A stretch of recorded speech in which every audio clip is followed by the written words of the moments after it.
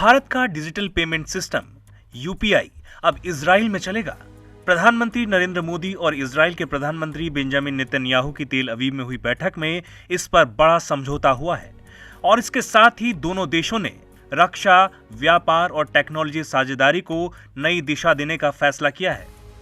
Joint press conference में प्रधानमंत्री मोदी ने कहा कि ये सहयोग दोनों देशों के आर्थिक और तकनीकी रिश्तों को और मजबूत करेगा। यूपीआई के जरिए अब भारतीय नागरिक इजराइल में भी डिजिटल पेमेंट कर सकेंगे। आज हमने critical and emerging technology partnership स्थापित करने का निर्णय लिया है। इससे एआई, क्वांटम और क्रिटिकल मिनरल्स जैसे क्षेत्रों में सहयोग को नई गति मिलेगी। मुझे खुशी है कि इजराइल में यूपीआई के इस्तेमाल के लिए समझौता किया गया है। प्रधानमंत्री मोदी ने घोषणा की कि भारत और इजराइल जल्द ही फ्री ट्रेड एग्रीमेंट को अंतिम रूप देंगे। आपसी निवेश को बढ़ावा देने के लिए हमने पिछले वर्ष बायलैटरल इन्वेस्टमेंट एग्रीमेंट किया।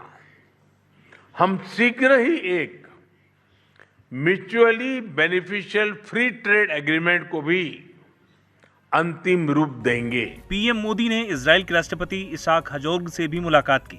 इस दौरान इजरायली राष्ट्रपति ने कहा, भारत की तेजी से बढ़ती हुई अर्थव्यवस्था पूरी दुनिया का ध्यान आकर्षित कर रही है।